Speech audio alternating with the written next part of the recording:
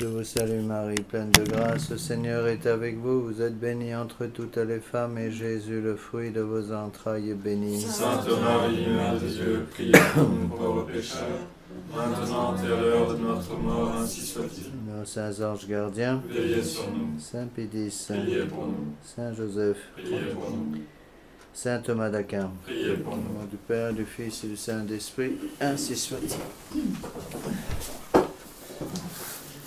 Bon, allez, hop. Voilà. Vous avez vu qu'on a un nouveau tableau professionnel. Merci, généreux. Il y a personnes qui l'ont placé, je sais qui la mettre.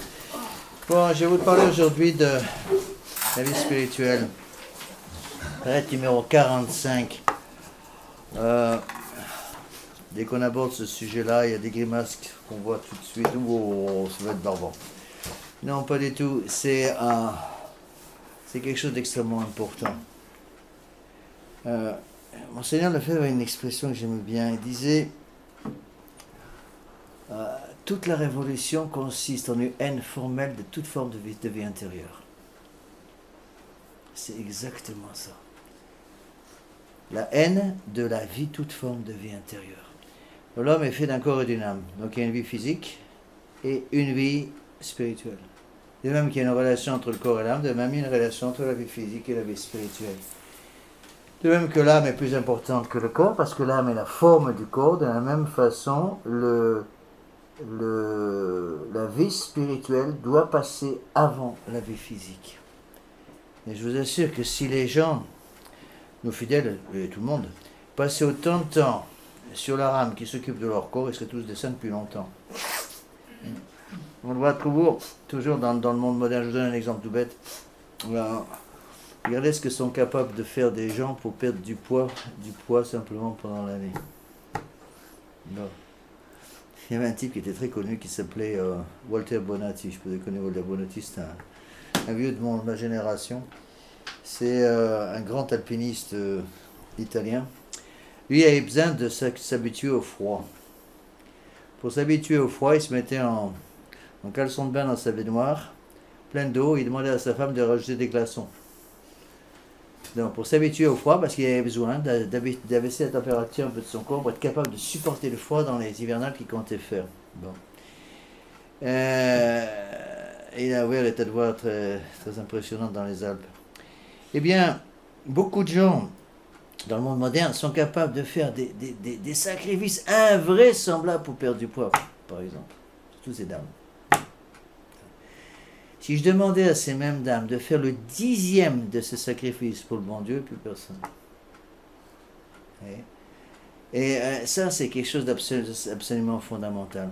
Bien faire comprendre aux gens que la vie spirituelle est absolument nécessaire, tout simplement pour avoir une vie intérieure. Quelqu'un qui n'a pas de vie intérieure ne peut pas conserver la foi, c'est impossible.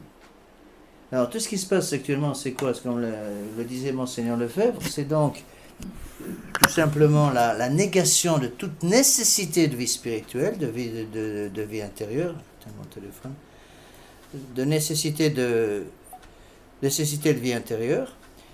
Et les gens tombent actuellement tout simplement dans l'activisme.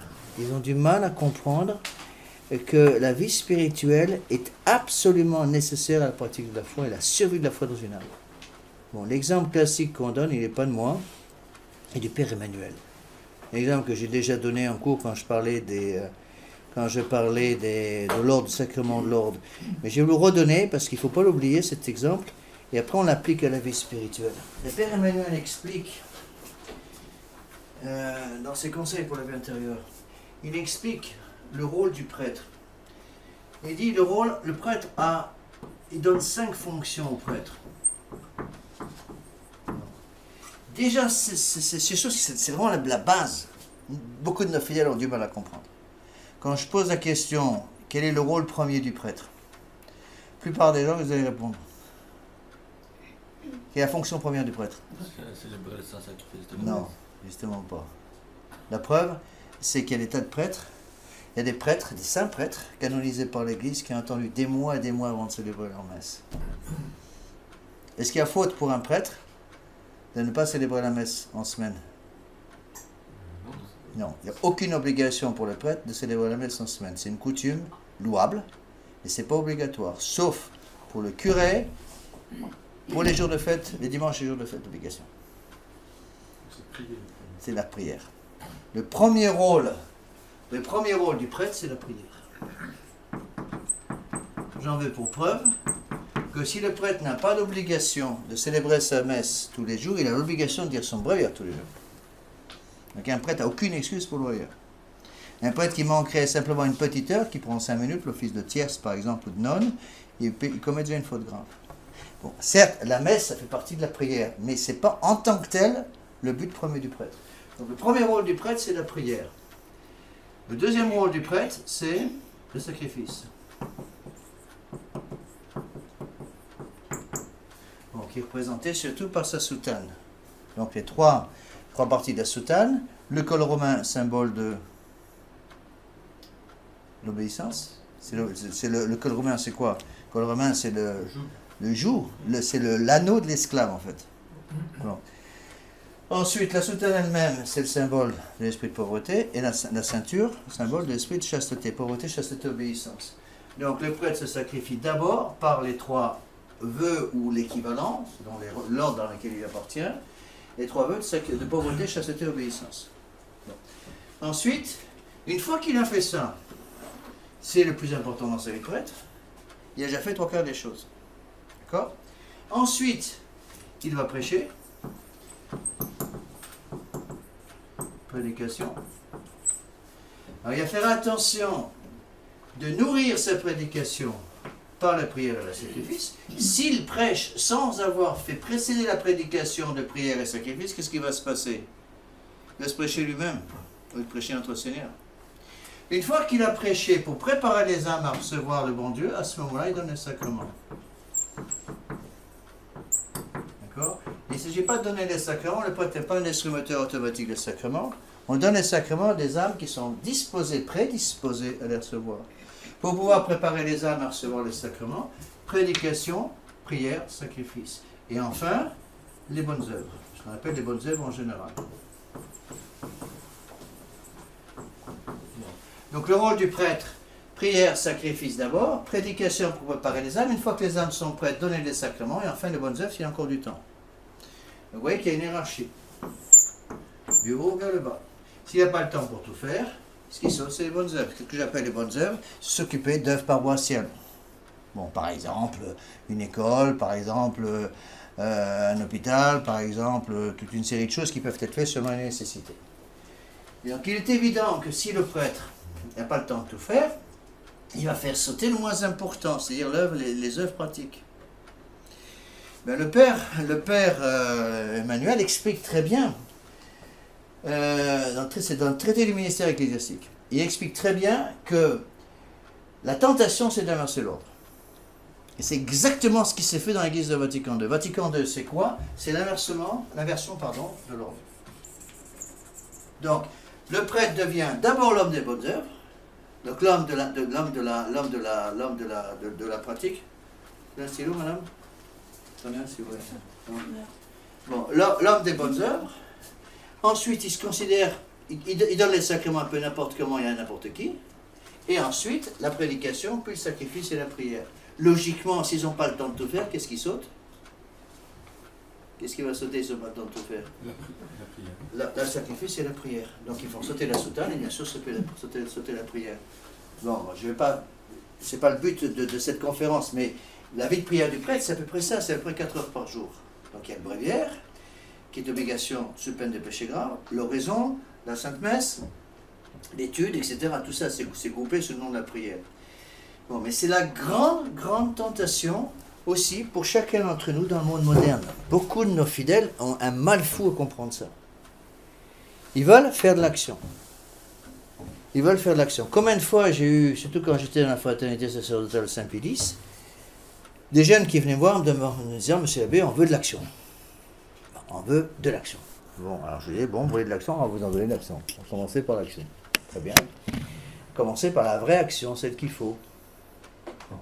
Première action, je chapais tous les jours. Alors, dès commencer à me regarder les géronds. Après, j'ai la confession toutes les semaines. Et une demi-heure d'oraison tous les jours. Ils me regardent avec des gérants et me disent toujours la même chose. Monsieur l'abbé, c'est pas de l'action, ça. Mais c'est quoi si c'est pas de l'action? Ah, mais vous n'avez pas compris, c'est pas ce qu'on veut dire par action. On veut de l'action, du contact avec les gens, de l'apostolat. Je dis, mais si l'apostolat n'est pas précédé justement par une bonne vie de prière, vous allez tomber dans l'activisme. Et c'est ce qui s'est passé dans l'église de Vatican II. L'église de Vatican II, c'est ça. Ils ont voulu se lancer à fond dans les œuvres. Donc les prêtres se sont lancés autour des années 60 à fond dans les œuvres, sans avoir la base de prière qui était nécessaire, parce que le bréviaire a sauté à ce moment-là, l'oraison a sauté à ce moment-là, l'étude a sauté à ce moment-là, surtout l'étude de la somme théologique de saint Thomas d'Aquin. Et qu'est-ce qui s'est passé? Ils sont tombés dans l'activisme le plus complet. Les résultats des courses, ils ont perdu la foi. Ils ont perdu la foi. Pourquoi? Parce qu'il manquait la vie spirituelle. Et ça, c'est une tentation qui est très très forte pour tous les gens du monde. C'est pas forcément par mauvaise volonté, c'est une tentation. C'est comme ça, on est contaminé par l'esprit du monde moderne. Et dans la vie religieuse, c'est très important à expliquer ça aux jeunes ou aux moins jeunes. Vous voyez, on se sanctifie par la vie spirituelle. Donc la grande règle pour nous, c'est que la vie spirituelle passe avant tout le reste. Quand je me suis occupé quand j'étais jeune prêtre, bon, je suis toujours jeune prêtre, je pense, mais quand j'étais très jeune prêtre, je considère qu'un prêtre commence à être âgé après ses noces d'or, j'ai encore un peu de temps, 50 ans de sacerdoce. Mais quand j'étais tout jeune prêtre, ou même séminariste, je m'occupais de camps de jeunes. J'avais monté des camps qui s'appelaient les camps Notre-Dame de la Sainte-Espérance, reprenant les principes éducatifs de Mlle Lusquenette. C'était autour des années 76-77. Et j'expliquais aux jeunes séminaristes qui venaient m'aider, et puis après quand j'étais jeune prêtre, aux jeunes séminaristes qui venaient encore aider pour le camp, on avait deux camps pendant l'été, j'expliquais, attention, la vie spirituelle du séminariste pendant le camp passe avant les enfants, et pas l'inverse. Pourquoi? Parce que j'avais fait des camps au début, j'avais appris tout ce qu'il fallait pas faire, et entre autres je voyais des abbés, des jeunes abbés qui étaient plein de zèle, qui faisaient des tas de choses actives pendant le camp, qui s'occupaient des grands jeux, ils s'occupaient de faire courir les enfants comme des lapins, etc. Ils faisaient des tas de choses, et puis ils avaient à peine le temps de dire leur chapelet, la méditation n'en parlant pas, et puis rien du tout. Et pour les prêtres, il était 11h30 du soir, et ils étaient en train de commencer l'aude du jour, à 11h30 du soir. Et donc j'ai dû expliquer à tous ces jeunes, attention, la vie spirituelle passe avant les enfants. Parce que si vous ne vous remplissez pas vous-même de toutes ces choses-là, vous serez incapable de donner quoi que ce soit. Personne ne peut donner ce qu'il n'a pas. Donc, je me permets d'insister là-dessus parce que souvent on est influencé, qu'on le veuille ou non, on est influencé par le monde moderne. Alors qu'est-ce qui se passe dans la vie religieuse? Surtout au début où il y a plein de zèle, beaucoup de zèle en général, c'est les jeunes religieux. Le jeune religieux, donc on lui donne un travail à faire, ben, il va vouloir faire le travail le mieux possible et il va faire ça aussi bien que possible. Et puis il va avoir tendance à terminer tout le travail qu'on lui a demandé, par exemple, je sais pas moi, le travail qu'on lui a demandé, et puis il oublie la vie spirituelle. Monseigneur Lefebvre au séminaire nous expliquait, par exemple, que même les jours où on avait des travaux manuels, par exemple, le mercredi après-midi, le samedi, on avait des travaux manuels, surtout en première année. Ben, il nous disait, lorsque la cloche sonnait pour l'office ou pour le chapelet, pour quelque chose comme ça, on laissait tomber tout ce qu'on fait. À tel point que même le soir, on avait le grand silence qui commençait avec la cloche des complis, c'était à 8h25, c'est ça, 8h25 avant les complis, 8h30, je crois que c'est ça. Eh bien, à 8h25, la sonnette sonnait, la cloche sonnait pour les complis. Monseigneur Lefebvre nous demandait d'arrêter la phrase, le mot au milieu du mot. Grand silence commence. Bon, alors, qu'est-ce qui se passe? Je voyais un peu la tentation, pour moi aussi, parce que au début, je n'avais pas compris toutes ces choses-là. Quelle est la tentation? La tentation, c'est de dire, voilà, j'ai du travail manuel à faire, je fais le travail manuel à fond, et puis la cloche sonne par exemple pour le chapelet, ça fait bien, je continue le travail manuel que je suis en train de faire. Comme ça, mon supérieur serait vraiment content de voir que j'ai fini tout le travail que je voulais faire. Et puis on ne réalise pas une seule chose, c'est qu'à 6 heures, ou je ne sais pas quelle heure était le chapelet, lorsque la cloche sonnait pour le chapelet, le devoir d'état du séminariste, c'était quoi? C'est d'être au chapelet. Et s'il restait dans les vignes en train de finir les vignes, parce qu'il voulait terminer son rang, eh bien, il ne se rendait pas compte du tout qu'il allait contre son devoir d'État. Son devoir d'État, c'était d'être à la chapelle avec le chapelet. Et c'est pareil pour exemple, s'il y avait un office, pour n'importe quoi. Et donc, il faut faire très attention à ça. C'est pas la vie matérielle du prieuré ou du presbytère ou de la maison religieuse ce ne sont pas les offices qui vont tourner autour de la vie matérielle du prieuré, mais la vie matérielle du prieuré qui va s'effacer derrière les offices. Donc, par exemple, à 6h moins 5, quand la cloche sonne pour le chapelet, on va au chapelet. Mais j'aurais terminé quelque chose. Tant pis, vous allez au chapelet parce que c'est là où le bon Dieu vous appelle à l'instant même. Et donc, c'est ça qu'il faut comprendre. Le premier moyen de sanctification, c'est la sanctification par le devoir d'état de chaque jour. Et sinon, on fait des tas de choses, on court, on fait des tas d'actions très, très, très importantes, mais on n'est pas là où on veut. On n'est pas là où le bon Dieu veut qu'on soit. Et ça, je crois que c'est capital dans l'éducation des enfants. Les enfants doivent, et les parents, doivent se sanctifier d'abord par la pratique de leur devoir d'état de chaque jour. Donc, on se sanctifie par la pratique du devoir d'état de chaque jour, pour la plus grande gloire du bon Dieu, avec le sourire. Faut oublier le dernier point, s'il vous plaît. Parce que sur une tête de bulldog, le bon Dieu n'est pas très content de se faire servir par des bulldogs. D'accord? Donc, ça, c'est très important. Mais j'avais voulu terminer mon rang de vigne. Oui, mais vous avez terminé vos rangs de vigne, mais en terminant votre rang de vigne, vous avez offensé le bon Dieu parce que vous n'étiez pas là où le bon Dieu vous attendait à ce moment-là. Vous voyez? Ça, c'est absolument fondamental dans la vie religieuse. Et beaucoup de nos fidèles, j'ai remarqué quand on parle surtout aux jeunes et même aux moins jeunes, ont d'énormes difficultés à comprendre ça. Parce que pour eux, la vie spirituelle finit par devenir quelque chose, je dirais, de tout à fait secondaire. L'important, c'est le reste. L'important, c'est l'action apostolique. Non, l'action apostolique est tout à fait secondaire. Donc, toute la vie spirituelle est fondée sur ce qu'on appelle la vie d'oraison. Donc, pas de vie d'oraison, eh ben, il n'y a pas de vie spirituelle. Alors, la vie d'oraison est nécessaire, bien sûr, pour le religieux, ou les religieux en général, qu'ils soient prêtres ou non prêtres. Mais cette vie intérieure est aussi absolument nécessaire pour les fidèles. C'est comme un peu, si vous voulez, bon, c'est une comparaison un peu moderne, mais que je prends pour expliquer les choses. Imaginez quelqu'un qui dise, voilà, vous savez, j'ai fait le plein d'essence, et ce que je veux, c'est faire le plus de kilomètres possible. Voilà, comme ça, je utilise bien ma voiture. Donc il roule, et puis il continue de rouler, et puis il finit par tomber en panne d'essence. Imaginez pas devant une station-service avant de tomber en panne d'essence. Hein, j'ai pas le temps de m'arrêter parce que si je m'arrête à la panne d'essence, à la station-service, pardon, je vais faire moins de kilomètres. Il ne se rend pas compte qu'en passant la dernière station-service, au lieu de s'arrêter et de faire le plein avec de gasoil ou d'essence, eh bien, il continue, il va devoir s'arrêter, et du coup, il ne peut plus rien faire parce qu'il est devenu inutilisable, sa voiture est devenue inutilisable. Vous voyez, eh bien, c'est exactement la même chose pour la vie religieuse, pour nous. Vous voyez, donc attention, on s'arrête, on fait le plein d'essence, et on repart après. Et c'est ça la vie spirituelle. Et il faut arriver à expliquer ça à nos enfants. C'est pas très facile. Mais tant que les enfants n'ont pas compris ça, ils ne persévéreront pas dans la vie spirituelle parce que justement, ils vont considérer la vie spirituelle comme quelque chose, comment dire, de purement négatif. C'est comme le prêtre. Imaginez un prêtre qui dise quel déveine, il faut que je dise mon bréviaire.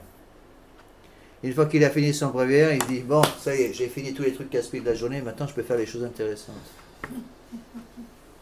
Ben, ce prêtre, il n'a rien compris. Il n'a rien compris. Il y a des prêtres comme ça. Et donc, attention à ça. La vie spirituelle, d'abord, c'est une vie d'oraison. Et donc, le but de cette lettre, la lettre numéro 45, c'est d'essayer d'expliquer donc ce qu'est cette vie spirituelle. Je vais un petit peu expliquer un certain nombre de choses. J'ai repris les grands auteurs de la vie spirituelle. Il me semble que dans ce domaine, il y a beaucoup de choses à lire. Je vous conseillerais surtout 3 auteurs, pas simplement pour les religieux, même pour les non-religieux.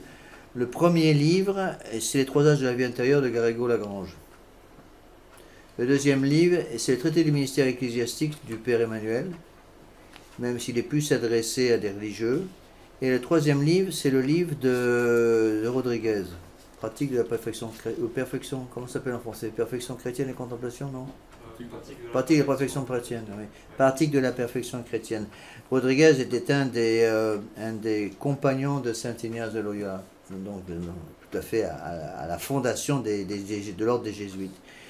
Et pendant très longtemps, c'était vraiment le livre de base de tous les religieux. Le religieux qui commence sa vie spirituelle, Rodriguez immédiatement.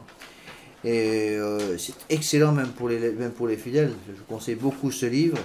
Même s'il y a des parties qui sont plus réservées à des religieux, c'est par chapitre. Vous sautez le chapitre qui regarde plus la vie religieuse, purement du religieux dans un couvent, et vous lisez le reste. C'est des choses magnifiques sur les vertus, par exemple. Vous voyez? Alors, essayons d'expliquer un petit peu comment les choses se passent. Donc, je vous ai expliqué que la vie de l'âme est plus importante que la vie du corps.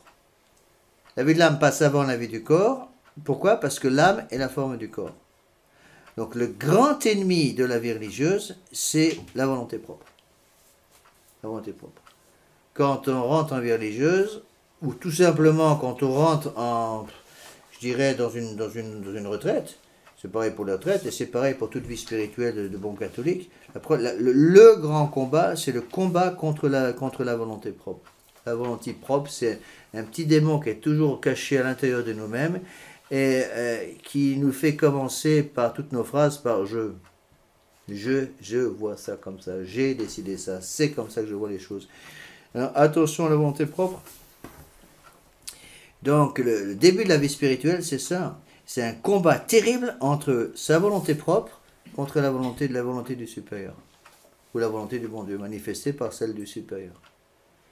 Et donc, il n'y a pas de possibilité de vie spirituelle sans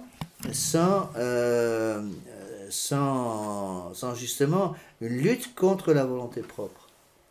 Et il m'est arrivé plusieurs fois d'avoir des grosses difficultés avec des fidèles pendant les retraites. Surtout quand j'ai des fidèles, par exemple, qui viennent faire les retraites et qui sont des hommes, par exemple, qui ont des grosses responsabilités dans la vie professionnelle. Alors, la retraite, c'est ça, hein. On sonne la cloche pour le matin, vous levez, Benikamus Domino, Deo Grazo, hop, on se lève, 6h45, tout le monde à la chapelle, 7h10, on sonne la cloche, l'Angélus, puis la Sainte-Messe, après 8h15, un petit déjeuner, temps libre jusqu'à 9h, 9h25, on sonne la cloche à 9h25, 9h30, tout le monde à la chapelle, tout le monde à la salle de conférence pour la conférence du matin, à 11h30, encore une conférence, et on sonne les cloches. Et il y a des gars qui sont venus me voir en me disant, Monsieur Abbé, mais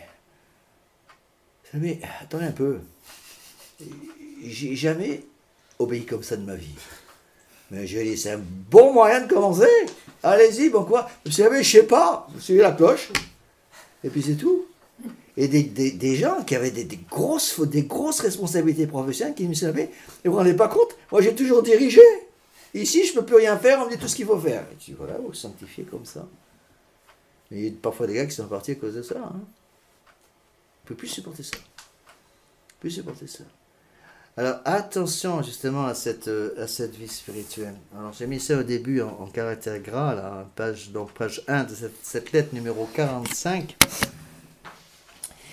Lorsqu'une âme se convertit, il lui faut d'abord se purifier pour se dégager de sa volonté propre. L'amour désordonné de sa volonté propre est ainsi l'obstacle principal à toute avancée dans la vie spirituelle. Pourquoi est-ce que la volonté propre est le grand obstacle à la vie spirituelle? Parce que le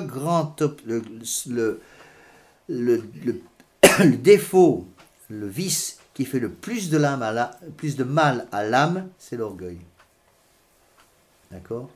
C'est l'orgueil. L'orgueil qui fait un dégât absolument épouvantable. Et quelle est la vertu que le bon Dieu nous donne pour vaincre l'orgueil? C'est vrai, l'humilité, mais plus exactement, plus précisément, l'obéissance. L'obéissance va entraîner l'humilité. C'est d'abord l'obéissance. Et il faut habituer les gens à obéir immédiatement à l'ordre donné par le supérieur, même quand on ne comprend pas l'ordre, même quand on n'est pas d'accord avec l'ordre, et avec le sourire. Beaucoup de choses à la fois, tout ça. Mais Rodriguez donne dans son livre l'exemple de ce moine qui était maître des novices, et donc qui formait les petits moignons dans un monastère bénédictin. Et bien pour les former justement à la mortification de la volonté propre, il leur faisait planter les temps libres, planter des carottes avec la racine en haut et les feuilles dans la terre, dans le sillon. Et bien, c'est pas évident, hein. Vous êtes capable de faire ça dans le monastère, ça vous demande de planter les carottes avec la racine en l'air? Eh bien, il y en a qui refusaient. Il y en a qui refusaient en disant, mais ce père de maître des novices, il connaît rien à l'agriculture. Moi, je connais, je vous dis qu'il faut planter des racines dans le sillon.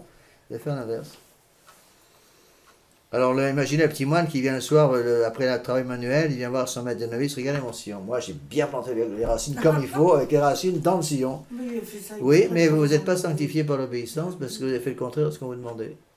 Bon, bien sûr, attention, il faut du bon sens. Il faut du bon sens dans le sens que un supérieur n'a jamais le droit de demander quelque chose qui va contre la foi et les mœurs. Mais planter une carotte avec la racine en l'air, à ma connaissance, ça va ni contre la foi ni contre les mœurs. Donc on obéit. Vous voyez? Et ça, c'est absolument fondamental. Donc l'obéissance est le début de tout. Un séminariste qui ne sait pas obéir sera un séminariste qui sera incapable de commander comme prêtre.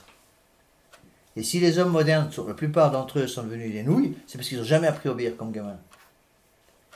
Et donc il faut que les parents ne cèdent pas à la tentation de vouloir donner l'explication pour tous les autres qui donnent à leurs enfants.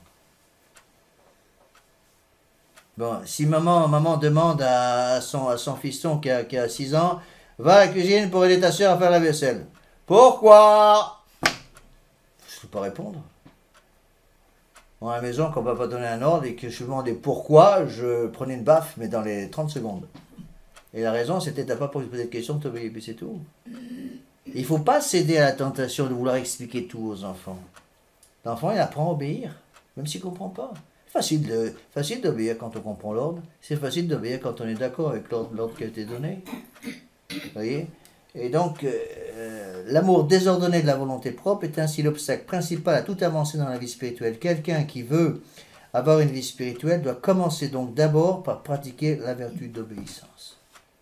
Vertu d'obéissance dans des domaines qui sont évidemment du domaine de l'obéissance. Attention. Quand je donne des directions spirituelles, les gens qui m'en demandent, surtout pendant la retraite, parce qu'une des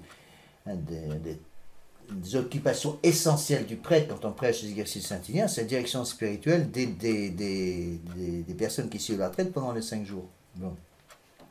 C'est ça que j'exige, quand je prêche les exercices, que chaque retraitant voit le prêtre une fois par jour. Bon, quand il y a plusieurs prêtres, c'est facile. Quand je suis tout seul, c'est un peu plus compliqué. Mais il faut garder le principe, voir le prêtre tous les jours. Bon. Et j'explique bien aux gens, attention, j'ai autorité sur vous ici pendant la retraite, uniquement pendant 5 jours, et uniquement dans le domaine spirituel. Vous voyez, uniquement dans le domaine spirituel. Et c'est très difficile.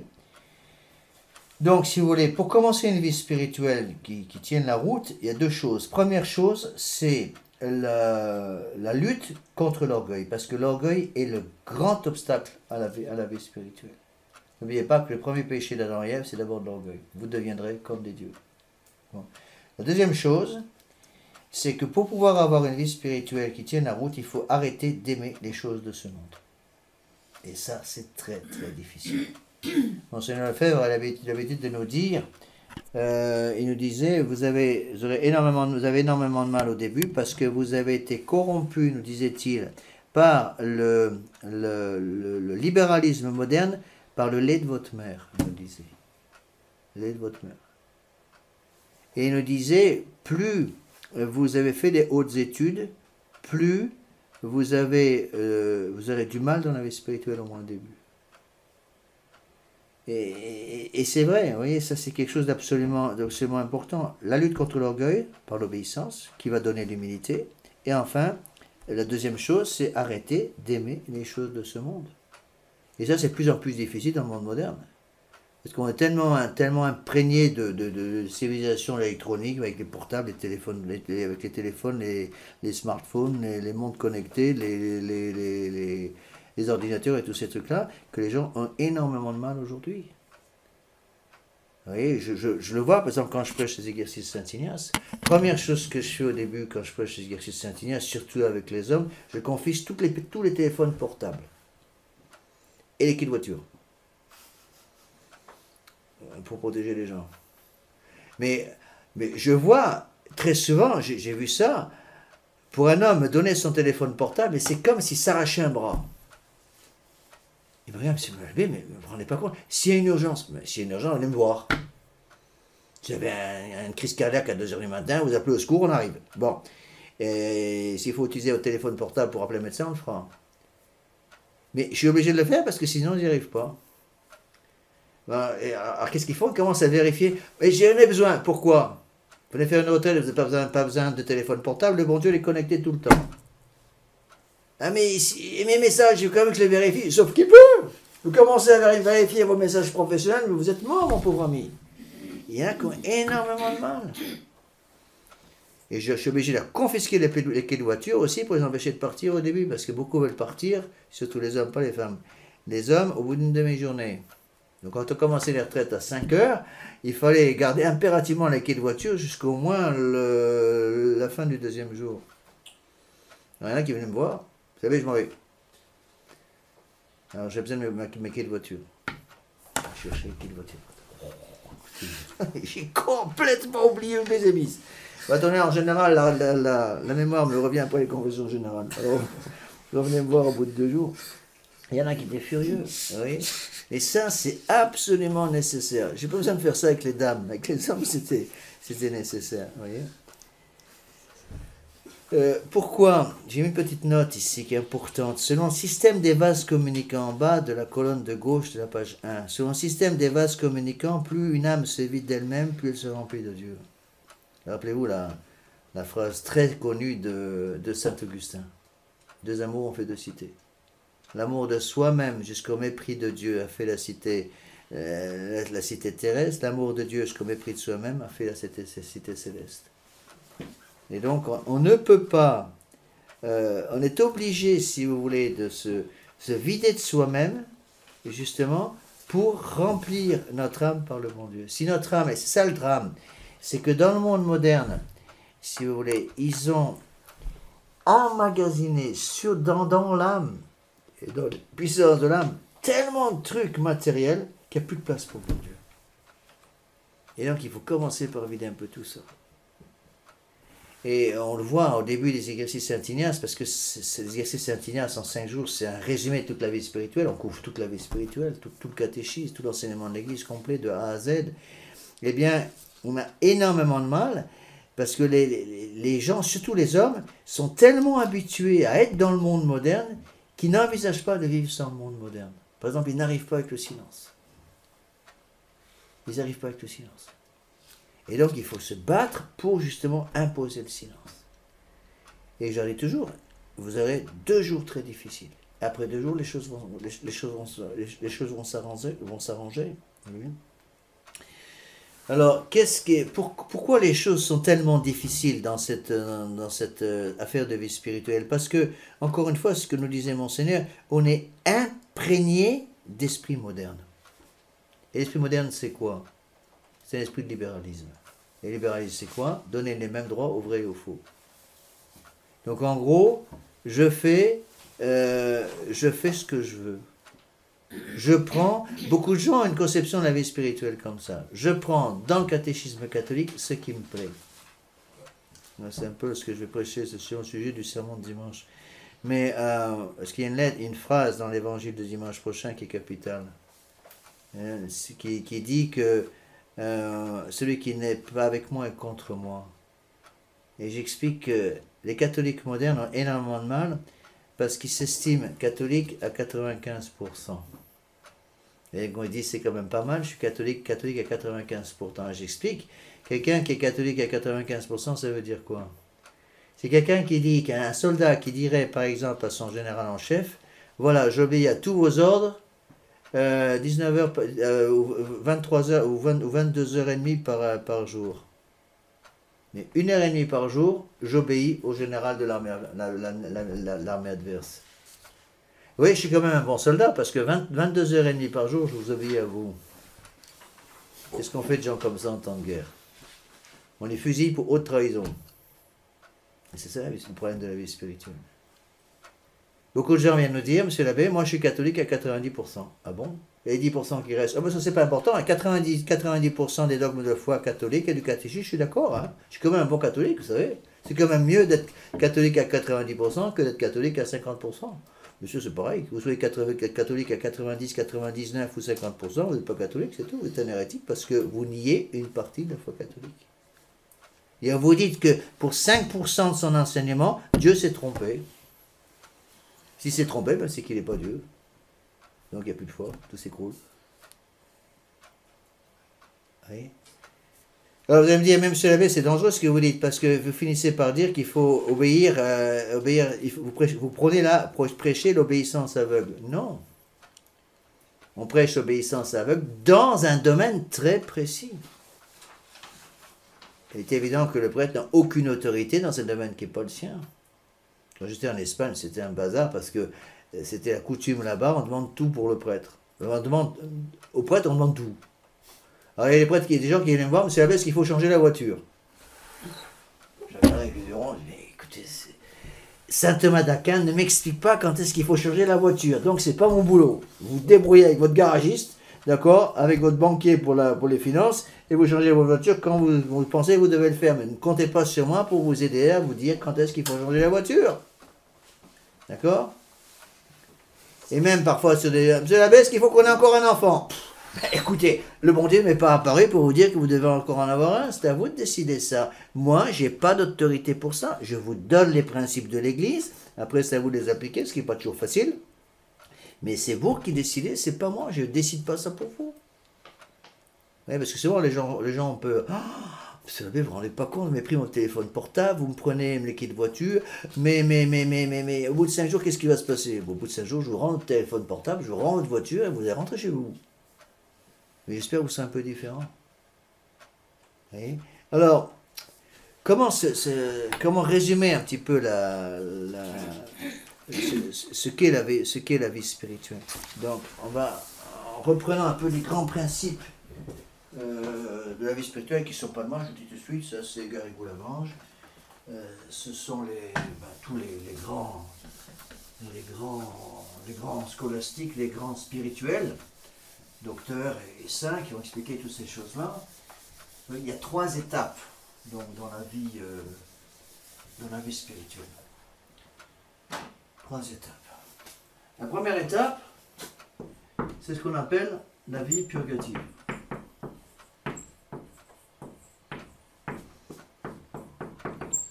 Purgare en latin, ça veut dire purifier. Bon. La vie purgative, c'est la vie de purification. C'est les fondations. Bon. Et c'est pas ce qu'il y a de plus amusant. Quand vous construisez une maison, il faut commencer par retrousser ses branches et creuser les fondations. Et les fondations sont proportionnées à la hauteur de la maison. Plus la maison est haute que vous voulez construire, plus il faut creuser. Donc on creuse, la vie purgative, il faut se purifier. Là, il faut éliminer 2 choses, que j'ai déjà expliqué, la volonté propre, et éliminer aussi l'amour pour les choses du monde. Donc ça, c'est tout basé sur l'obéissance. Deuxième étape, ce qu'on appelle la vie illuminative.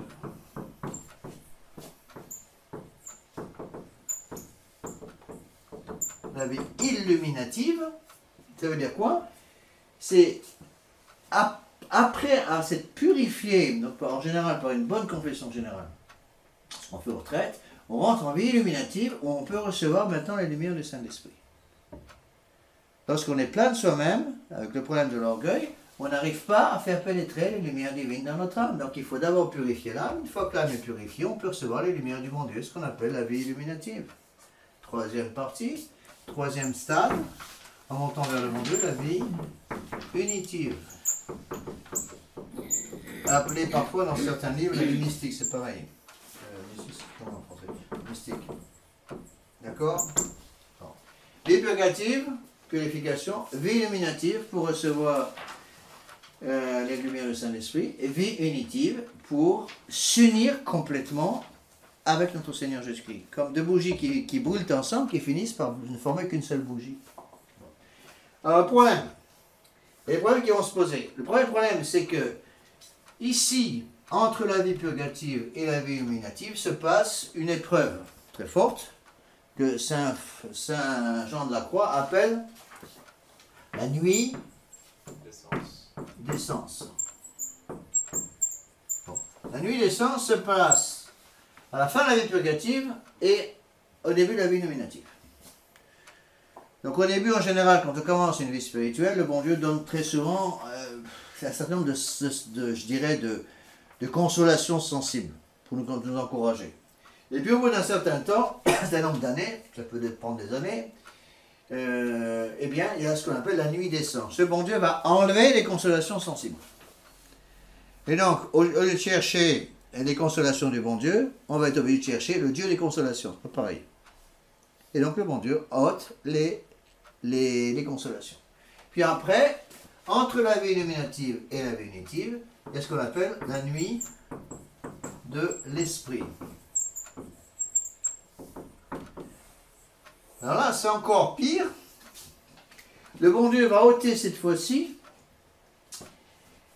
je dirais, non seulement il a ôté la partie sensible de la dévotion, mais il va ôter aussi certaines lumières intellectuelles. On va avoir l'impression qu'on est abandonné par le bon Dieu. Il y a des grands saints qui sont passés par là. Parce que tous les grands saints sont arrivés en vie unitive ou mystique. Nous, on se promène quelque part par là, autour de la vie purgative. Bon, on s'en fera un peu plus. Les grands saints sont passés par des nuits d'esprit terribles. Par exemple, Sainte Thérèse de l'Enfant Jésus. Si vous lisez son manuscrit autobiographique, elle explique très bien qu'elle s'accrochait à son devoir d'état au couvent, mais elle avait l'impression d'avoir complètement perdu la foi. Elle disait, c'est comme si j'étais dans un tunnel, je me déballe dans le tunnel, j'avance, je vois rien, j'ai l'impression qu'il n'y a plus rien qui existe, j'ai même l'impression que Dieu n'existe pas, je vois simplement au bout du tunnel une lumière, je sais qu'il y a une sortie. Quand est-ce que j'y arriverai, je ne sais pas. Et c'est sanctifié comme ça. Alors, on commence à vie purgative, avant de passer en vie illuminative, c'est la nuit d'essence, avant de passer en vie unitive ou mystique, c'est la nuit d'esprit. Le bon Dieu va purifier ses enfants pour être sûr qu'on les suive pour les bonnes raisons et pas pour nos petites raisons à nous. Vous voyez, et ça c'est très important. On ne va pas aussi long carrosse. Hein. Et donc la vie spirituelle est quelque chose qui, il faut avouer ce qui est, quelque chose qui est un petit peu difficile, précisément parce que il faut détruire sa volonté propre. Un père Vallée racontait une histoire là-dessus qui était bonne pour expliquer un petit peu. Il avait une vieille dame qui s'occupait des nappes d'hôtel. Elle était très gentille, donc elle s'occupait de ses nappes d'hôtel à Chabeuil, dans la Drôme. Et puis cette femme était très, très sainte femme. Et puis il disait souvent au père Vallée, mon père, je sens que j'ai besoin d'humiliation. Alors le père Vallée, bon. Et puis régulièrement il demandait ça. Et puis un beau jour, il appelle après la messe, vous avez vu ça? Une tache là. Cette nappe, elle était mal lavée. Alors la dame est fondue en larmes, elle pleurait pendant 3 jours. C'est épouvantable. Après tout ce que j'ai fait pour le bon Dieu et pour le Père, il me fait une remarque pour une nappe. Et donc, le Père, qui savait que ça n'allait plus du tout, va la voir. Mon Père, parce que moi, dit, on n'est pas qu'on m'avait accusé, tout ça pour une tâche sur cette table, c'est épouvantable. Bah, vous allez demander des humiliations, on va savoir ce que vous voulez. Ah, mais vous m'avez pas prévenu. Ah, ce qu'elle dit. Vous m'avez pas prévenu. La prochaine fois, pour me prévenir. Alors, vous voyez un peu le bon Dieu. Attention, je vous envoie une humiliation, accrochez-vous. Mais non, c'est pas comme ça que ça se passe. C'est très important. L'humilité, c'est le fondement de tout. Alors, j'ai résumé un peu ça donc à la page 1, donc les étapes de la vie spirituelle, ça c'est Garrigou-Lagrange. Il reprend en fait, Garrigou-Lagrange reprend les grands schémas spirituels de Saint Jean de la Croix. Saint Jean de la Croix est certainement un des plus grands docteurs, docteur de l'Église, un des plus grands docteurs qui a travaillé en étroite collaboration avec Sainte Thérèse d'Avila, qui n'est pas docteur de l'Église, mais qui est une très grande mystique, qui a beaucoup œuvré avec Saint Jean de la Croix. Ils étaient contemporains. Donc voilà ce que je mets là, en suivant Garrigou-Lagrange et Saint Jean de la Croix. Le cheminement de la montée d'une âme vers Dieu comporte ainsi 3 étapes successives. La vie purgative, des commençants, ce qu'on appelle les commençants, dans laquelle l'âme se détache du péché mortel. Cette étape se termine par la nuit des sens. Dieu nous retire alors toute forme de consolation sensible pour nous obliger à ne plus rechercher les consolations de Dieu, mais le Dieu des consolations. Alors cette nuit des sens est diverse selon les personnes. Pour des petites pointures comme nous, en général, elle ne dure pas très longtemps. Bon, si vous êtes un grand saint ou une grande sainte, ça risque de durer plus longtemps. Bon, mais en général, les petits gabarits comme nous, on n'a pas des nuits de naissance qui sont très longues. Mais le bon Dieu retire un peu ces consolations sensibles, ce qu'on appelle la vie des commençants. Bon. Pourquoi il faut passer par ces nuits d'essence? Parce que la vie spirituelle, ce n'est rien d'autre que l'apprentissage progressif de la voie de la croix, la vie de la croix. Donc, deuxième étape, vie illuminative, des progressants. Donc, trois choses, les commençants, vie purgative, les progressants, vie illuminative, ce qu'on appelle les parfaits, vie unitive. Alors, en principe, un petit truc qu'on utilise pour nous aider à voir si on est en vie purgative ou illuminative, bon, il ne faut pas être trop faire ça avec une règle de 3 et une règle de calcul, hein. Il ne faut pas être trop mathématique là-dedans, mais c'est simplement pour aider, c'est un peu un schéma général. En général, une personne qui continue de commettre des fautes graves, même si c'est moins fréquent qu'avant, est encore en vie purgative. Une personne qui ne commet plus de fautes graves habituellement, il peut y avoir un accident de temps en temps, mais c'est quand même pas habituel. Il passe en général une longue période de temps sans faute grave. Quand il lui en arrive une, il va immédiatement se confesser et il fait tout de suite pénitence. Donc en général, il n'y a plus de faute grave dans cette vie spirituelle. En général, c'est qu'il est déjà en vie illuminative. Bon, une fois qu'il est passé en vie unitive, qui est une vie mystique, il n'y a plus ni faute grave, ni faute vénielle. C'est inutile de vous dire que il n'y a pratiquement que les saints qui y arrivent. Tout en reconnaissant que des gens non canonisés peuvent y arriver. Moi, j'ai connu des personnes très saintes qui avaient obtenu une union avec notre Seigneur Jésus-Christ, qui commettaient pratiquement plus jamais de péché, mais avec parfois des croix terribles. Hein, croix terribles. Les plus belles âmes que j'ai rencontrées dans ma vie de prêtre, c'est pas ici, c'était un autre continent. Les plus belles âmes que j'ai rencontrées dans ma vie de prêtre, elle a fait je sais pas combien de retraites avec moi. Elle a passé toutes ces retraites en désolation totale. Totale. Mais vraiment la totale. Depuis le premier moment de la retraite jusqu'au dernier moment. 5 jours de désolation complète. Même après les confessions générales, même après la communion, elle communiait tous les jours. Enfin, quand c'était permis pendant la retraite. Mais elle était en désolation complète. Tout le temps. Elle a une vie épouvantable. Elle avait un mari qui était un bourreau, il n'y a pas d'autre mot. Et elle m'avait dit, je reste avec lui jusqu'au départ du dernier enfant de ma maison, pour remplir mon devoir d'état de mère. C'était vraiment un bourreau, c'était un mexicain en fait. Elle a tenu parole. Le jour où elle a marié sa dernière fille, elle a quitté son mari. Mais effectivement, c'était nécessaire. Pour qu'il la tue pas, littéralement. C'était à peu près à ce niveau-là. Eh bien, elle s'est sanctifiée comme ça. Hein. Ça durait, lui un martyr de combien 25 ans, quelque chose comme ça. Oui. Donc, deuxième étape. Vie illuminative. Dans laquelle l'âme se détache du péché véniel délibéré. Dieu, en bas de la page 1, Dieu donne à cette âme des lumières spirituelles importantes, Mais cette étape se termine par la nuit de l'esprit, épreuve terrible par laquelle Dieu coupe l'âme de toute consolation intellectuelle et spirituelle. L'âme se retrouve dans un trou noir avec l'impression d'avoir perdu la foi. C'est important d'expliquer ça aux jeunes, parce que beaucoup de gens, ça c'est pour les jeunes filles, ils ont l'impression que la vie spirituelle, c'est se mettre devant le Saint-Sacrement comme ça, et puis on voit le bon Dieu, et puis on entend les petits anges qui chantent. Oh, que c'est beau, c'est mignon, c'est spirituel. Alors, on a des gens comme ça. Ah, ils viennent me voir en retraite. Monsieur l'abbé, c'est extraordinaire, monsieur l'abbé. J'ai fait ma communion, j'ai ma conversion générale hier, ma confession, ma communion aujourd'hui. C'était tellement beau, monsieur l'abbé. J'ai vraiment entendu les petits anges qui chantaient. Oh, c'était extraordinaire. Oh, mon petit cœur, monsieur l'abbé, c'est extraordinaire. Je suis tellement content d'être là. Le lendemain matin, ils viennent me voir après la communion. Monsieur l'abbé, qu'est-ce qui se passe? Monsieur l'abbé, vous n'avez pas la communion que vous m'avez donnée aujourd'hui. Vous êtes sûr qu'il y avait le bon Dieu?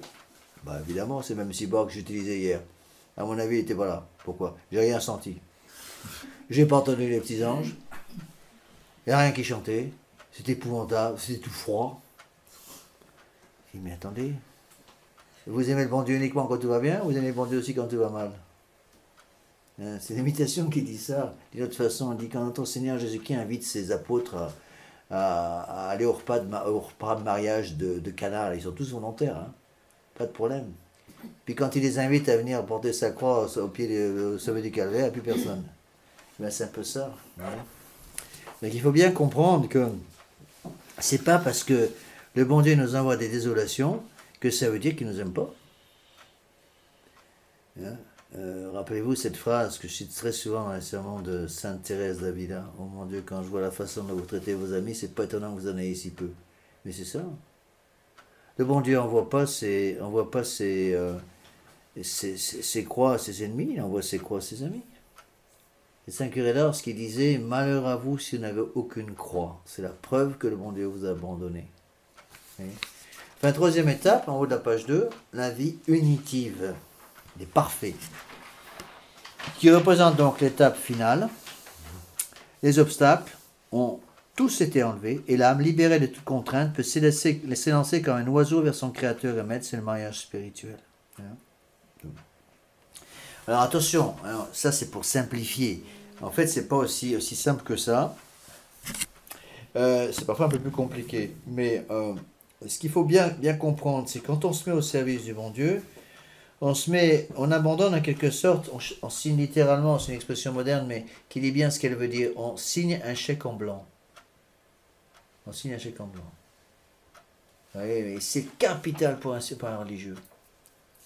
Je me rappelle ce séminariste qui était venu, séminaire que j'étais dans l'année après moi, je crois. Il est rentré au séminaire, enfin il veut rentrer au séminaire. Et puis il a dit à Monseigneur Lefebvre, il veut rentrer au séminaire, à Écône. Il a dit, en parlant avec Monseigneur, depuis le début, il n'a pas encore pris la soda. Bon, Monseigneur, moi, attention, hein, une fois que je suis prête, hein, je vais rester en France. Hein, parce que la France vient à l'église, hein, donc pas question que je quitte la France. Monseigneur Lefebvre lui dit, vous avez vu la porte là-bas, vous pouvez la prendre. Hein. Je n'ai pas besoin de séminaristes comme ça. Pas besoin de séminaristes comme ça. Et c'était absolument nécessaire, vous voyez, absolument indispensable pour bien comprendre, nous aider à comprendre que il fallait abandonner notre volonté propre à l'entrée de la vie religieuse. Hein. Il paraît qu'avant au Moyen-Âge, c'était marqué sur les monastères, les portes des monastères. Étranger qui veut rentrer ici, qui que tu sois, sache que tu dois laisser à cette porte ta volonté propre. On laisse à la volonté propre. Vous voyez? Alors, voyons un petit peu, je résume un peu bon, ce qu'on dit beaucoup d'écrivains sacrés, donc surtout Saint Jean de la Croix, j'ai repris le Père Garrigou Lagrange, en partie aussi le Père Emmanuel ou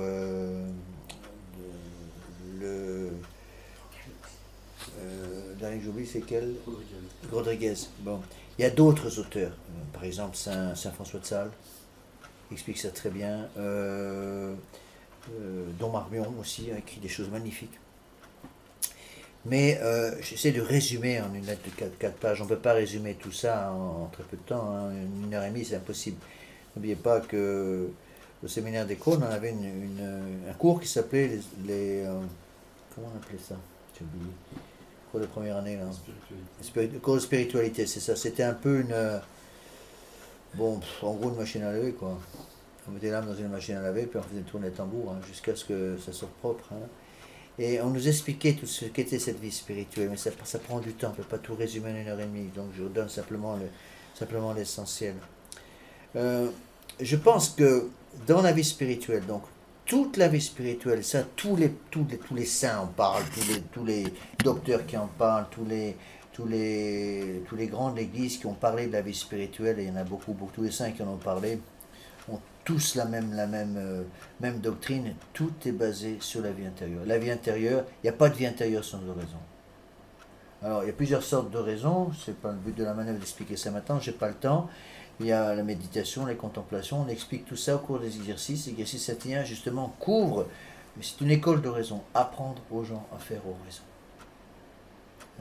Mais il faut apprendre à faire oraison et il faut surtout apprendre à avoir cet esprit d'abandon en notre Seigneur Jésus-Christ. Même si on a du mal. Encore une fois, il faut faire attention, il ne faut pas voir une espèce de vie spirituelle peinte en rose, vous voyez.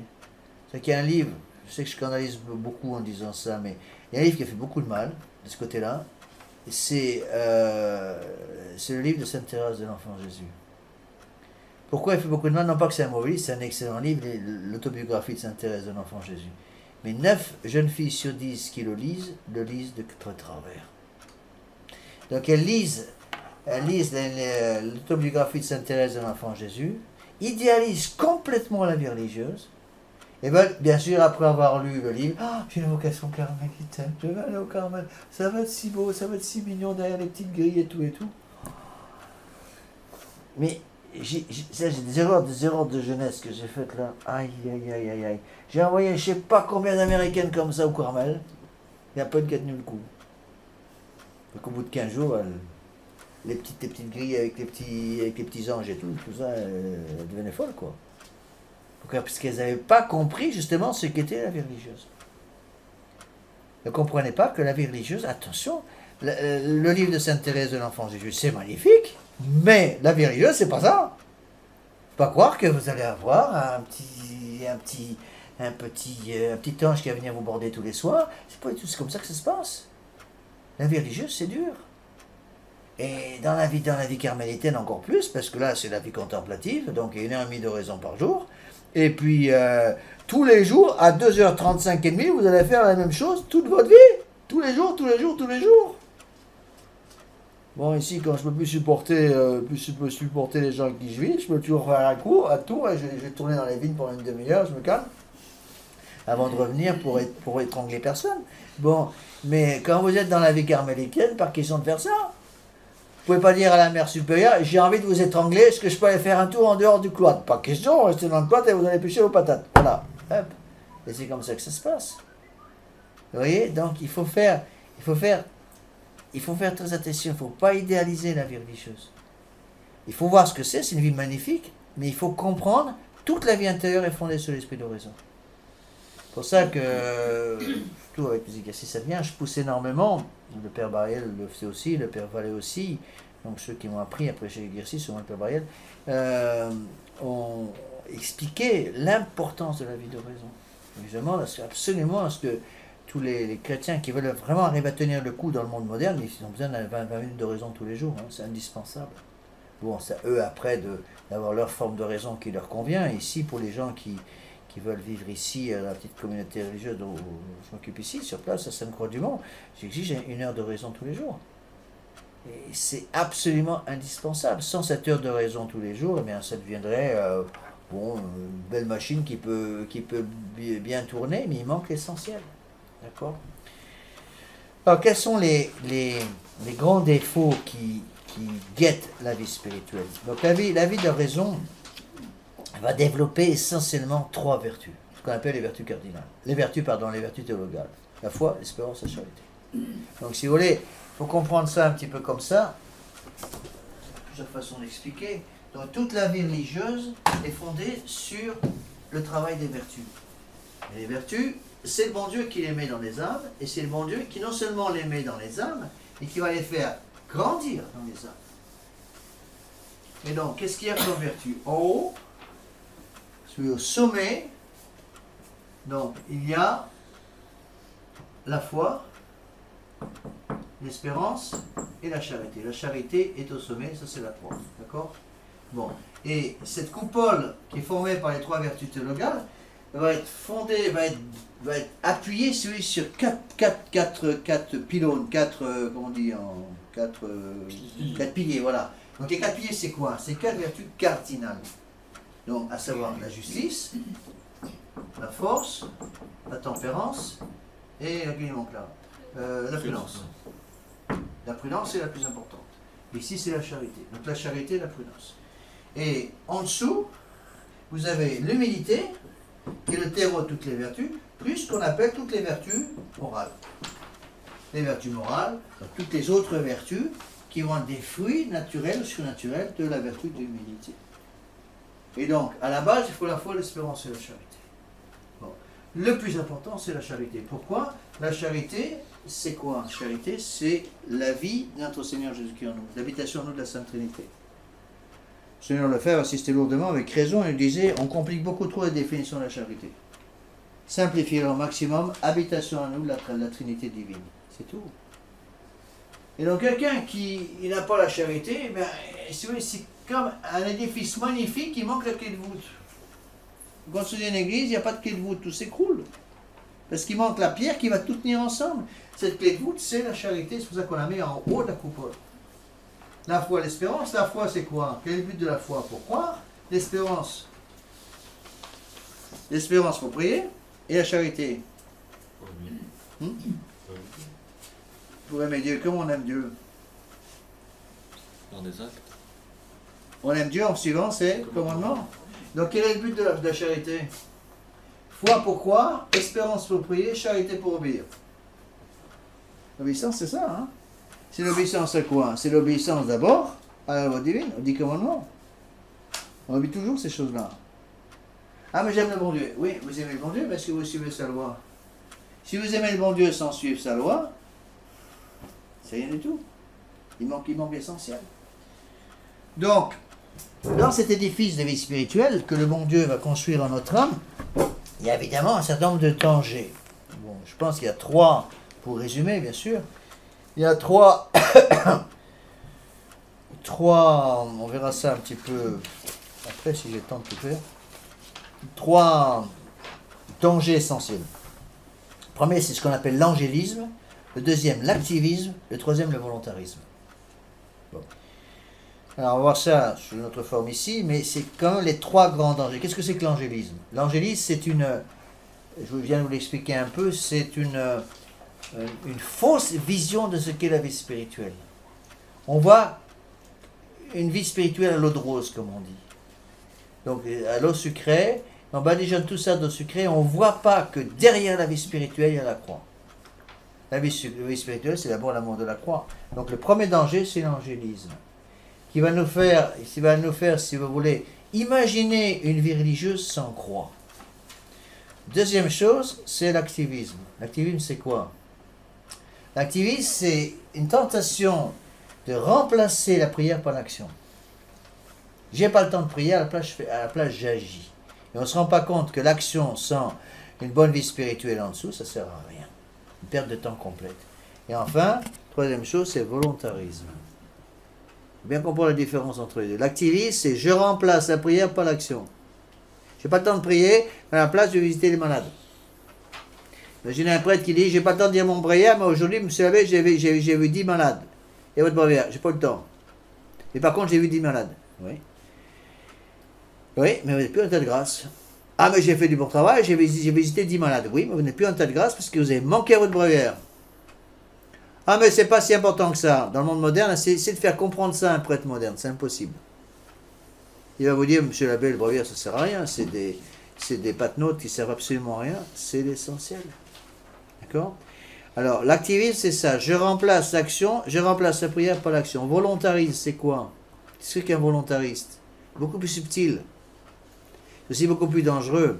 Le volontarisme, c'est quelqu'un qui prie, mais qui prétend arriver au but qui s'est fixé à la force du poignet.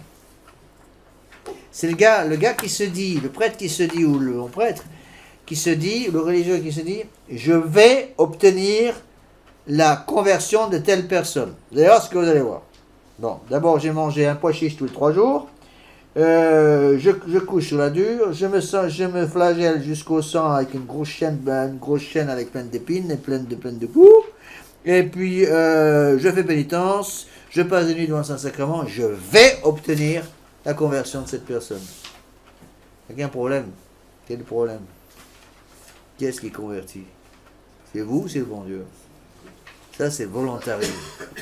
Le volontarisme, c'est très subtil parce que les volontaristes sont des gens qui prient beaucoup en général. Les volontaristes sont des gens qui font beaucoup de pénitence, qui peuvent être très impressionnants. On peut presque croire qu'ils sont des saints. Mais en fait, ils veulent tout faire à la force du poignet. Ils ne font pas assez confiance au bon Dieu. Et en général, des gens comme ça ont des chutes terribles parce que, justement, ils comptent beaucoup trop sur leur propre force. Alors, on peut expliciter ça à partir donc de 3 autres points, ici en page 2. Donc, on va parler ici des défauts chez les commençants. Les commençants, c'est ceux qui sont encore en vie purgative, donc ceux qui démarrent la vie spirituelle.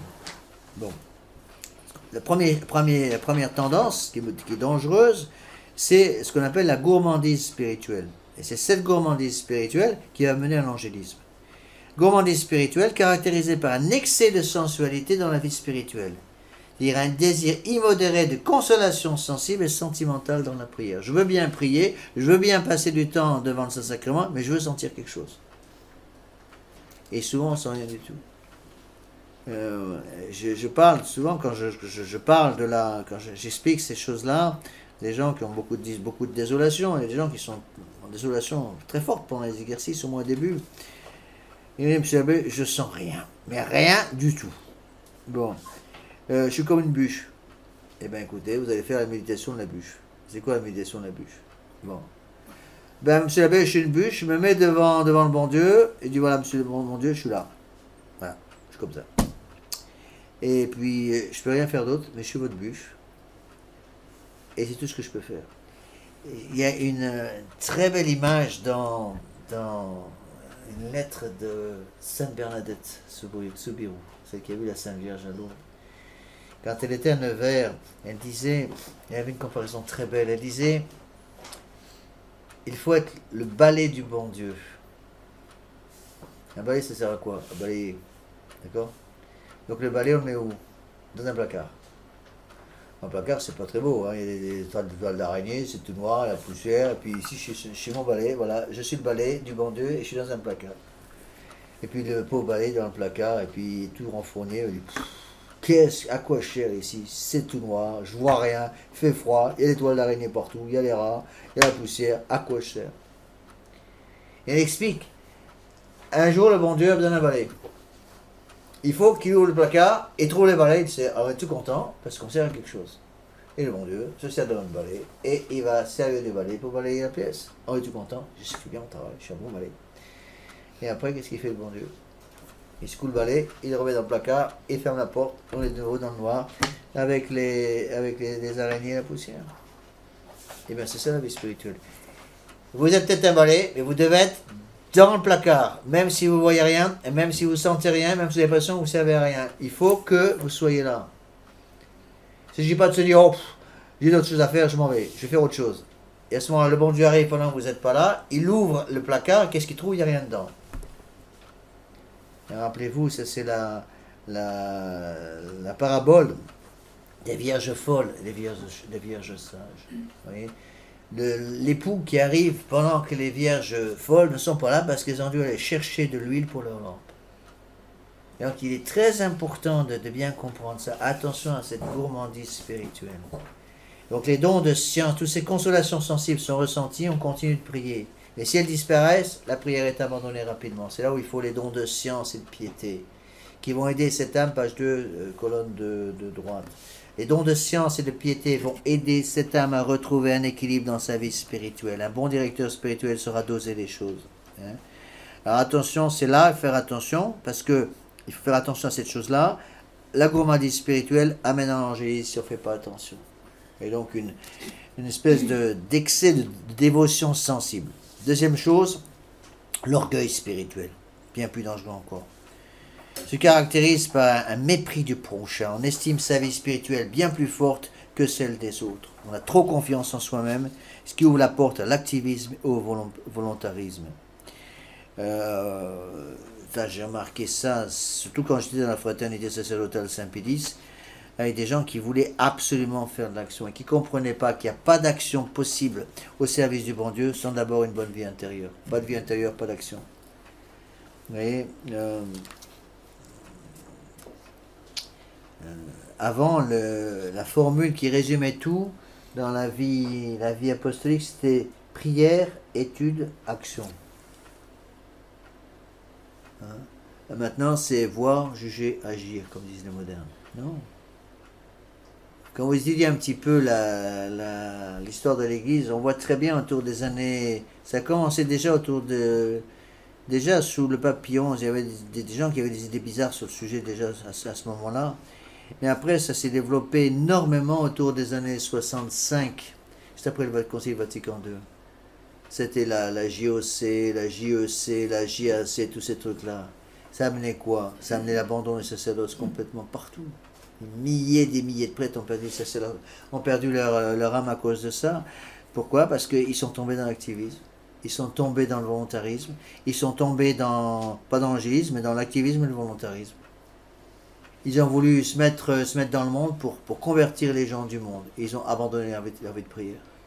Ils ont abandonné les bréviaires, abandonné la messe, abandonné la vie pénitentielle. Ils ont abandonné l'oraison, évidemment, et puis ils sont tombés lamentablement. Pourquoi? Parce qu'il n'y a plus de vie intérieure. Faites attention à ces choses-là, parce que c'est vraiment une tentation, cet orgueil spirituel. Après, la paresse spirituelle, troisième point.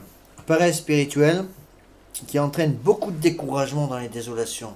Il peut parfois mener à un découragement total, quoi, une colère, une indignation, qu'on appelle l'acédie. L'acédie, c'est la paresse spirituelle. Conduit en général au découragement, fréquent chez les commençants, qui va les pousser à abandonner la vie intérieure ou à se lancer de façon déraisonnable dans l'action et l'étude, mais de manière naturelle, pour des raisons de curiosité et de vaine gloire. Cette activité externe, trop naturelle, n'est pas vraiment chrétienne ni apostolique, sera donc sans fruit. La paresse spirituelle donc, va entraîner en général un découragement total. Et là, c'est là où il faut suivre la règle, ce qu'on appelle la règle d'or des exercices de Saint Ignace. En période de désolation, on ne change rien. Attends. Il faut attendre. Ça ne dure pas en général, sauf si vous êtes un très grand saint, une très grande sainte. Vous êtes un très grand saint, bon, vous avez déjà 3 auréoles, bon, en général, le bon Dieu va vous donner des croix terribles. Mais si vous êtes un petit saint ou une petite pointure, en général, la désolation ne dure pas trop longtemps. Paniquez pas. Voilà. Alors, voyons un petit peu ces purifications. Voyez, dès qu'on parle de vie spirituelle, on est obligé de parler de purification, parce que là, encore une fois, n'oubliez pas que le but de cette lettre, c'est la vie spirituelle chez les commençants. Donc, évidemment, c'est la vie purgative et la vie de purification. C'est une étape dans laquelle j'ai une bonne expérience. Par contre, la vie illuminative ou la vie unitive, je ne connais pas très bien. Mais par contre, la vie purgative, ça, je connais bien. Bon, alors, il va y avoir des purifications. Vie purgative, veut dire vie de purification.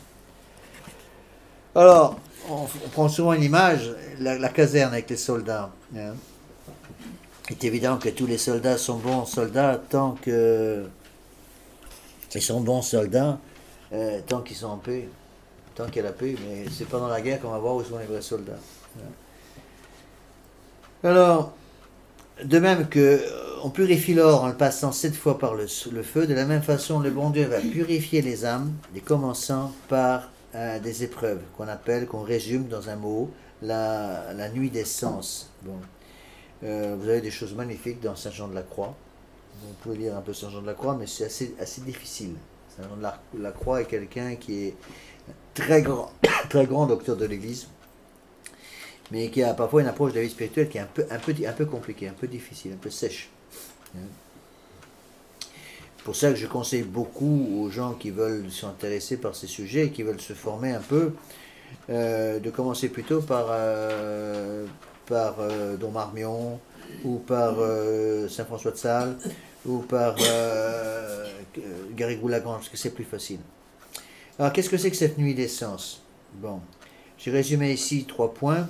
L'âme ne trouve plus aucune consolation, ni dans les choses divines, ni dans les créatures. Donc, découragement total. L'âme craint de reculer, mais a un vrai désir de Dieu et de la perfection. La méditation et l'oraison deviennent presque impossibles, et l'âme doit se contenter de contempler Dieu dans l'aridité.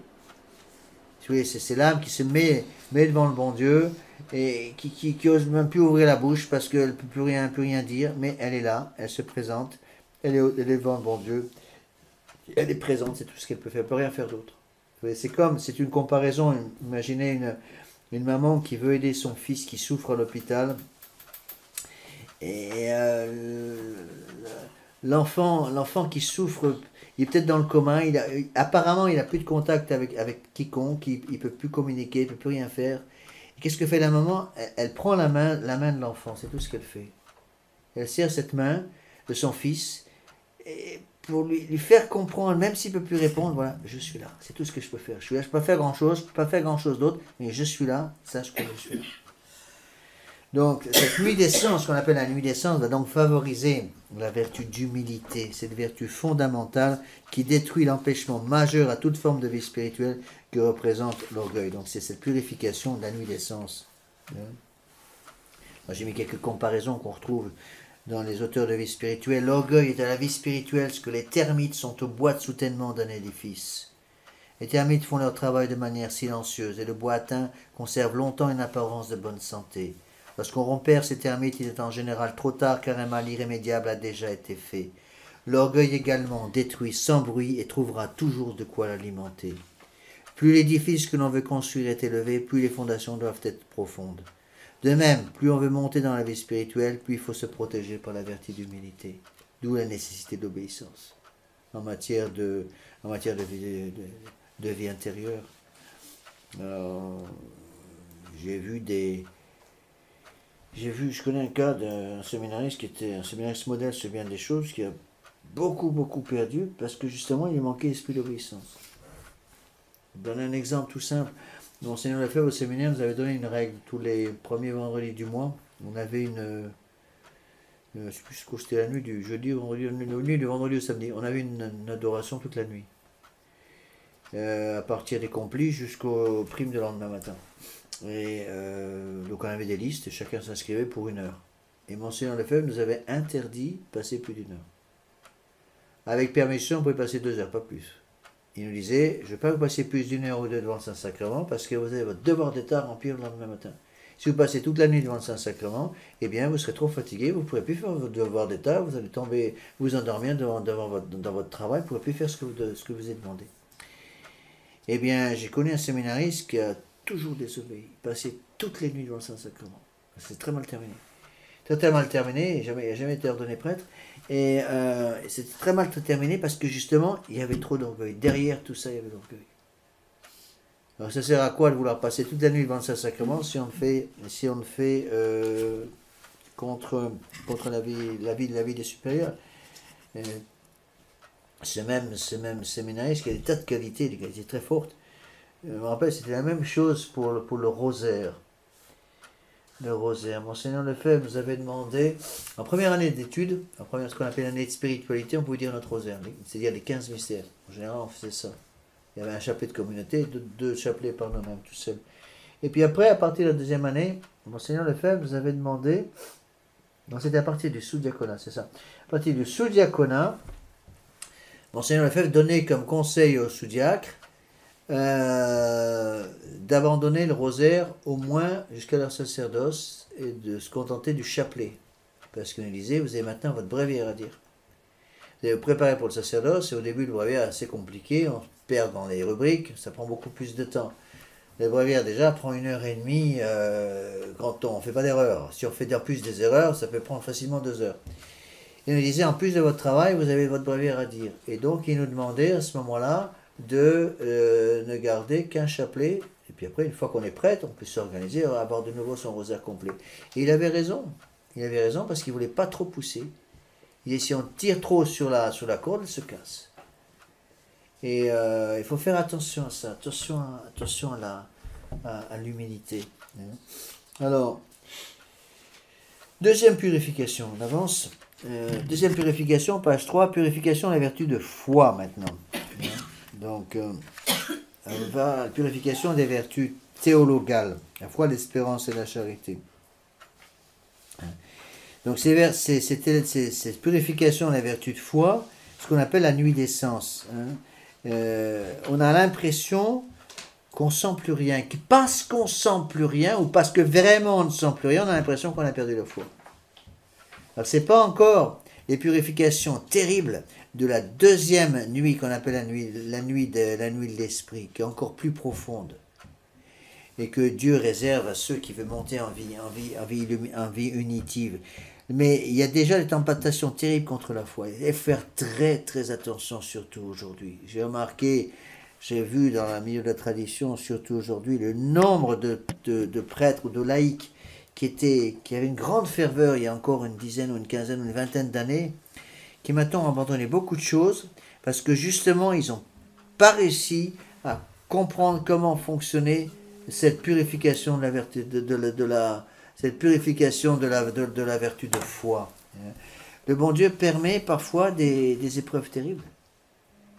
Et donc il ne faut pas se décourager, même si on a l'impression qu'on ne sent plus rien. Parfois les gens nous disent, Monsieur l'abbé, j'abandonne tout parce que j'ai du mal avec la méditation. Mais non, il faut s'accrocher.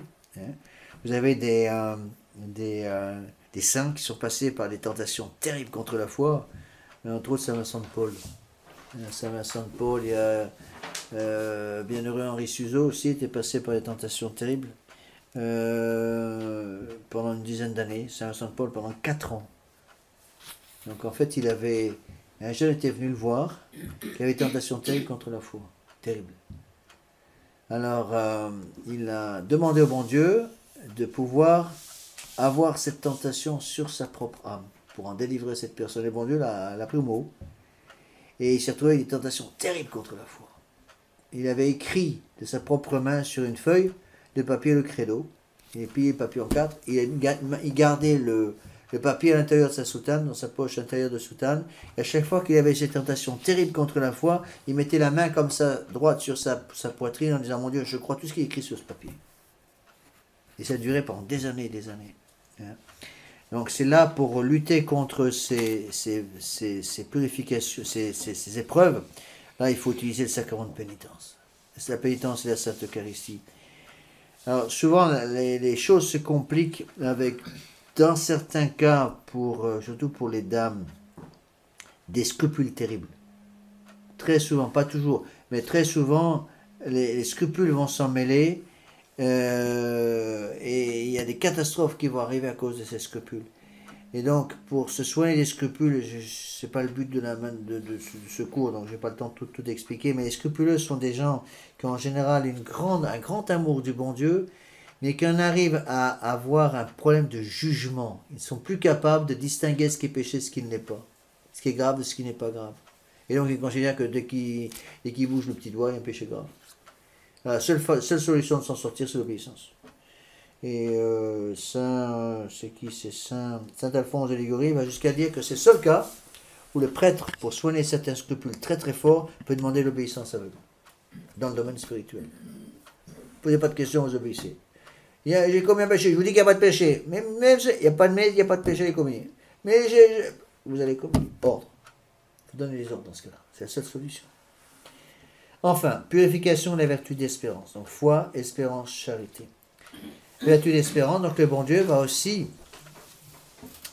purifier cette espérance et parfois permettre des tentations de découragement terribles. Les péchés contre l'espérance, ce ne sont pas les péchés les plus graves, mais ce sont les péchés les plus dangereux. Bien le savoir. Donc, attention aux tentations contre la vertu d'espérance. Et là, surtout pendant l'exercice Saint-Ignace, où il y en a beaucoup, c'est très fréquent, ces genres de tentations, mais il faut venir en parler à l'abbé. Et c'est la raison pour laquelle, pendant l'exercice, j'oblige impérativement tous les retraitants à avoir un prêtre tous les jours. Quand on était plusieurs prêtres à New York, quand je prêchais, on était 3 ou 4 prêtres, je faisais tous les soirs le point avec les prêtres pour vérifier que tous les retraitants avaient vu un prêtre. Ils voyaient qui voulaient. Ils n'étaient pas obligés de voir tous les prêtres, mais il fallait qu'ils voient un prêtre tous les jours. Vous pouvez voir le même pendant 5 jours ou changer tous les jours comme ils voulaient, mais voir un prêtre. Donc, l'exercice Saint-Ignace, c'est un espèce de résumé en 5 jours de tout ce qu'est la vie spirituelle.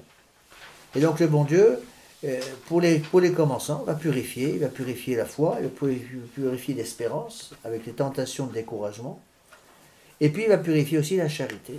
Page 4, purification de la charité, qui sont très pénibles aussi.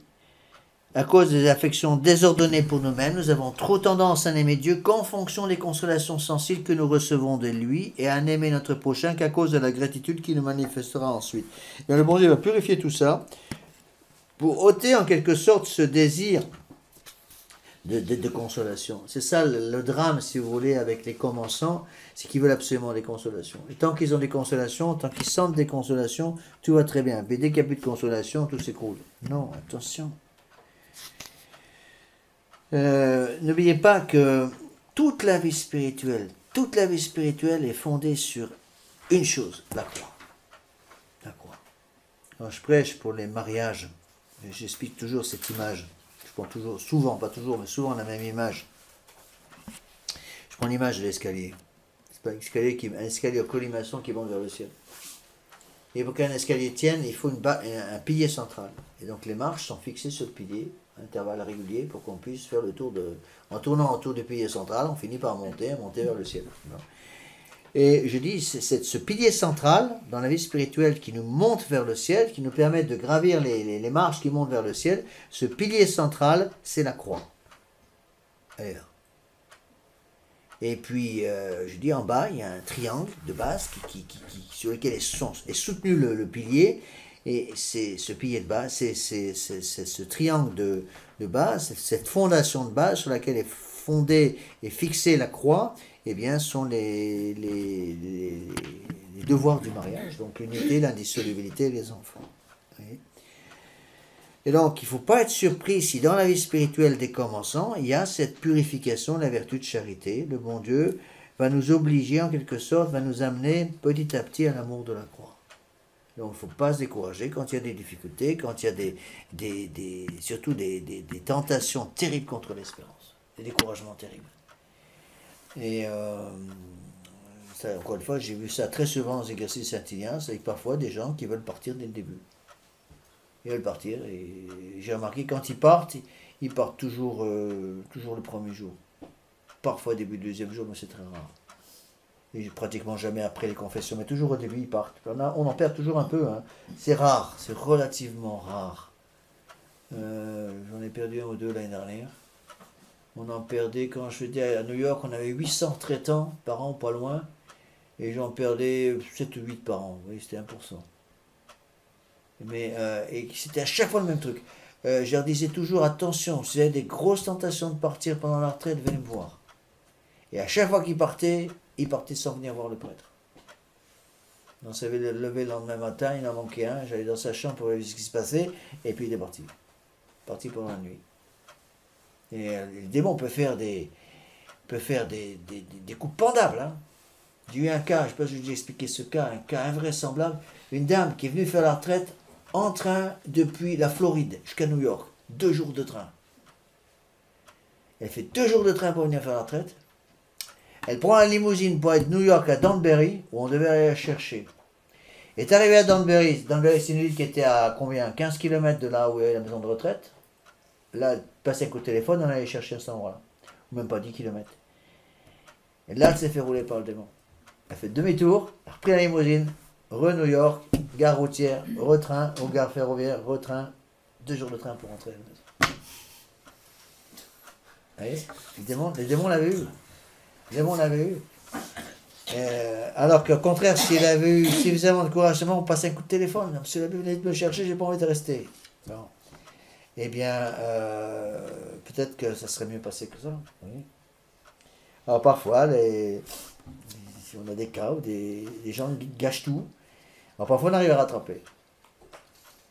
J'étais en train de prêcher à Sainte-Marie, j'ai une jeune fille comme ça qui faisait la retraite. Quel bazar. Et j'avais 70 jeunes filles, donc j'ai pas le temps de voir. C'était vraiment la bagarre de voir tout le monde. Et puis, elle est venue me voir le dernier jour de la retraite. Dernier jour de la retraite, en pleurant comme une madeleine. Elle m'a avoué à ce moment-là, Monsieur l'abbé, j'ai pas fait la retraite. Et qu'est-ce qui vous est arrivé? J'ai fait des petits dessins pendant toutes les conférences et les méditations, de les faire correctement, j'ai fait la sieste à chaque fois. Elle dit, Monsieur l'abbé, qu'est-ce que je dois faire? Elle est en pleurs. Je dis, ben, c'est pas très malin ce que vous avez fait, maintenant c'est un peu tard, il faut revenir pour la prochaine. Elle est revenue pour la prochaine retraite. La retraite suivante, et cette fois-ci, elle l'a bien faite. Oui. Donc, soyez pas surpris si le bon Dieu permet parfois des épreuves terribles. N'oubliez pas que la fondation de toute la vie spirituelle, surtout des commençants, c'est la vertu d'humilité. Reconnaître qu'on a besoin d'une vie de prière, reconnaître qu'on a besoin d'une vie d'oraison, et les choses s'arrangeront. Je ne vais pas vous expliquer comment faire oraison, parce que ce n'est pas vraiment le but de la conférence. Pour apprendre à faire oraison, il n'y a pas 36 solutions. Pour apprendre à faire oraison, c'est l'exercice Saint-Ignace. Par les exercices Saint-Ignace, en suivant les règles de Saint-Ignace, qu'on apprend aux gens à faire oraison, on leur donne le goût de l'oraison. Je ne dis pas que l'oraison devient facile, c'est jamais facile de faire oraison, mais au moins on comprend l'importance de l'oraison.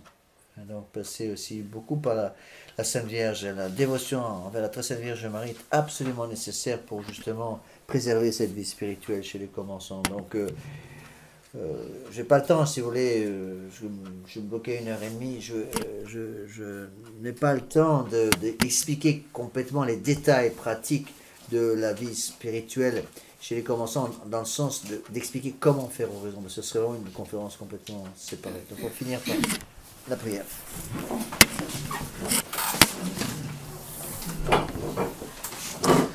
Au nom du Père et du Fils et du Saint-Esprit, ainsi soit-il.